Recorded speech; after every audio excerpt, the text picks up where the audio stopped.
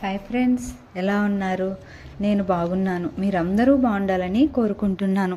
ఇప్పుడు కథలోకి వెళ్దాం. చదువుతున్నది శోభారెడ్డి.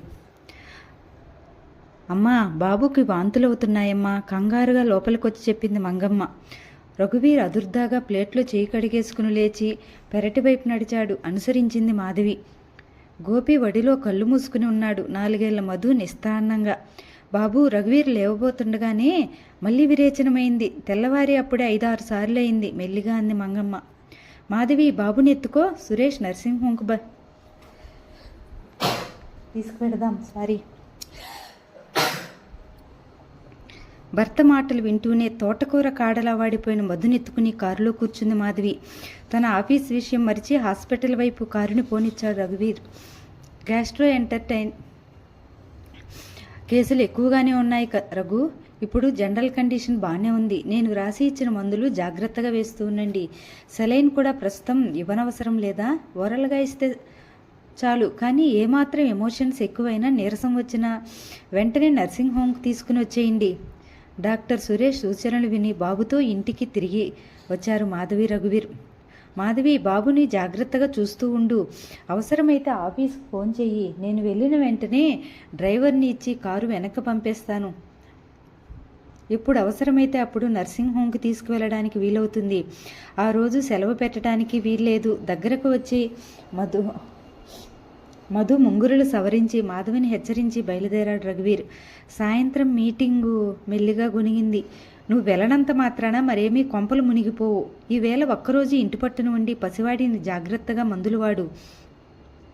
పరిస్థితి చెప్తే వాళ్ళ ఏర్పాట్లేవో వాళ్ళే చూసుకుంటారు. నిర్లక్ష్యంగా వెళ్ళిపోయాడు రఘువీర్. కొంపలేమి మునగవాట. ఒక్కరోజు ఆఫీస్కి సెలవు పెడితే కొంపలు మునిగిపోతాయి కాబోలు. ప్రతిరోజు ఉండే ఆఫీసేగా. భావ సన్మాన సభలో వేదిక ఎక్కే అవకాశం తనకు మళ్ళీ మళ్ళీ వస్తుందా? పోనీ సాయంత్రం నేను తొందరగా వచ్చి నిన్ను మీటింగ్ పంపిస్తానులే అనకూడదు? ఎందుకంటారలా? పగలంతా తను చూస్తుంది కదా, సాయంత్రం ఆయన చూసుకోకూడదు? తనకైనా పిల్లవాడు, ఆయనకేమీ బాధ్యత లేదా? లోపల గొనుగుతూనే ఉంది. పాప స్కూల్కి వెళ్ళిపోయింది. మధు మగతగా పడుకుని ఉన్నాడు. మాధవి ఏదో నవల చదువుకోవడంలో మునిగిపోయింది. మధ్యాహ్నం 2 గంటలకు రఘువీర్ వద్ద నుండి ఫోన్ వచ్చింది. అప్పటికే మధు పరిస్థితి కుదుటపడింది. గోపితో ఆటోలో పడ్డాడు.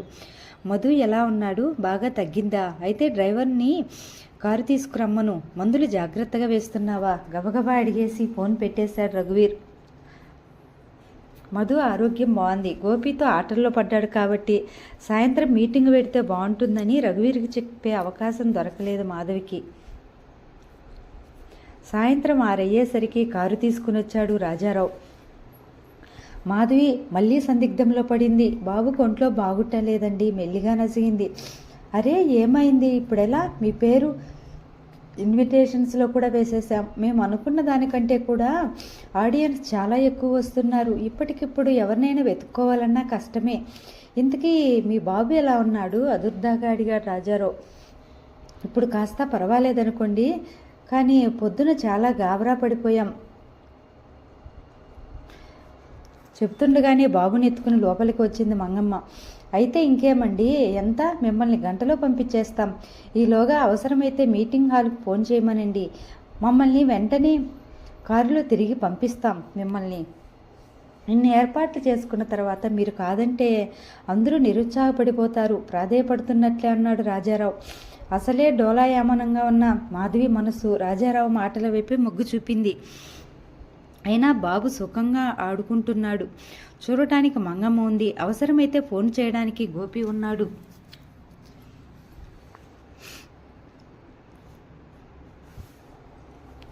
ఓసారి వచ్చేస్తే పోలా అనుకుంది.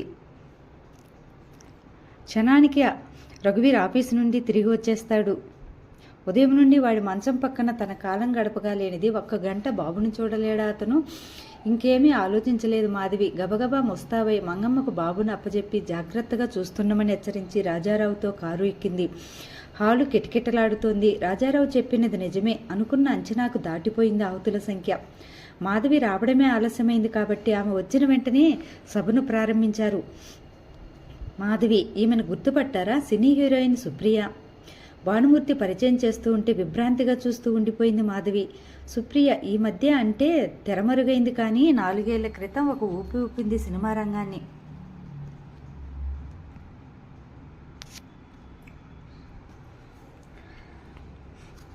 సుప్రియ గారే ఈనాటి సభకు అధ్యక్షురాలు. పరిస్థితి వివరించాడు రాజారావు. అందుకేనా ప్రేక్షక సమూహం అంతగా కిటకిటలాడిపోతున్నది. మరి ఇన్విటేషన్లో ఆమె పేరు లేదే? బహుశా ఇన్విటేషన్ ప్రింట్ అయిన తర్వాత ఆమె అంగీకరించిందేమో.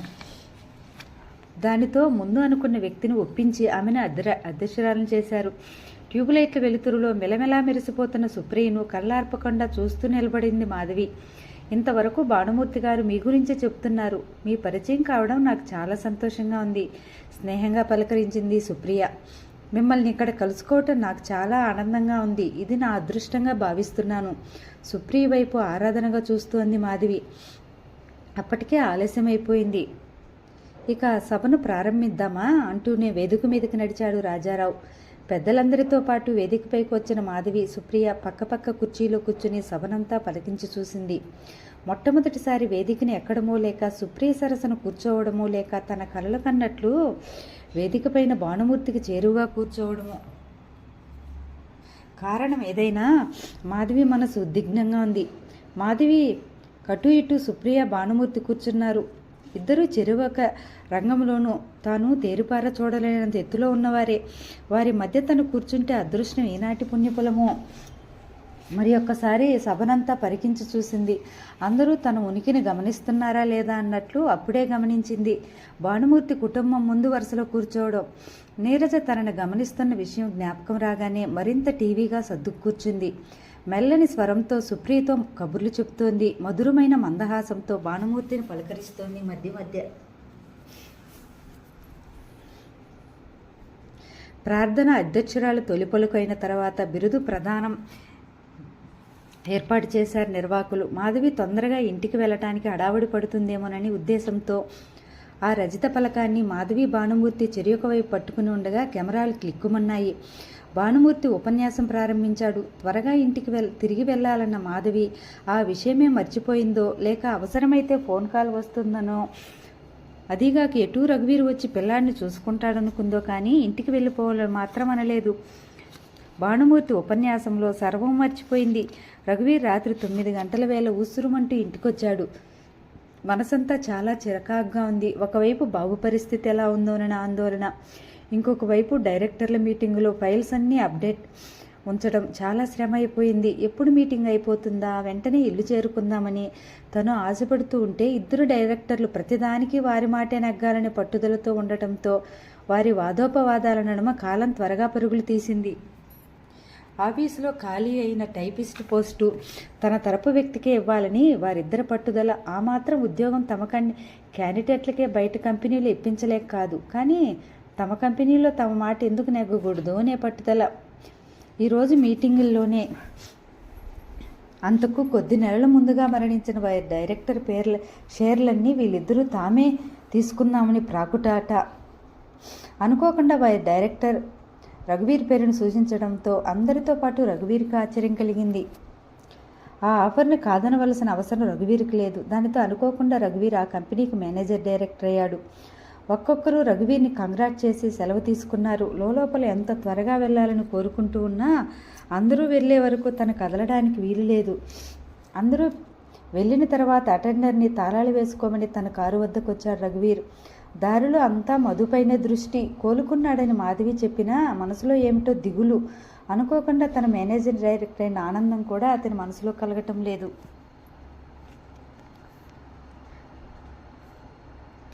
కారు గేటు వరకు వచ్చేసరికి లోపల నుండి పరిగెత్తుకొచ్చాడు గోపి. మనిషి కంగారుగా ఉన్నాడు.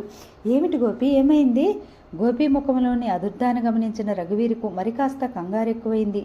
మధుబాబు పరిస్థితి ఏమీ బాగాలేదు బాబుగారు, కళ్ళంట నీళ్లు పెట్టుకుంటూ చెప్పిన గోపి మాట పూర్తి కాకుండానే లోపలికి దూసుకుపోయాడు. గదిలో మంచం మీద 4 ఏళ్ల మధు దయనీయమైన స్థితిలో ఉన్నాడు. కళ్ళు లోపలికి పోయి మాటుమాటికి నాలుక బయటకు చాపి పెదిమిల చప్పరిస్తూ దీనంగా చూస్తున్నాడు.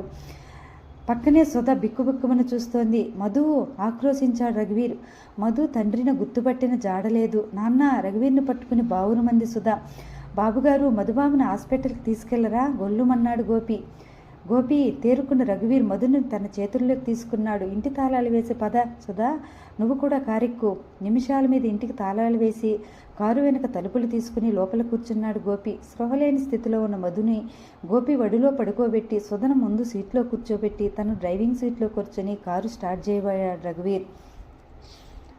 అప్పుడే గేటు వద్ద వచ్చిన మంగమ్మకు సందర్భం ఏమీ అర్థం కాలేంది. ఏమైంది బాబు? ఆత్రంగా అడుగుతున్న మంగమ్మను మింగేసేటట్టు చూశాడు. చావు బతుకుల మధ్యనున్న పసివాడిని వాడి కర్మకు వదిలి ఎక్కడికి పోయారు? నువ్వు మీ అమ్మగారు? కొట్టినట్టే అడిగాడు రఘువీర్.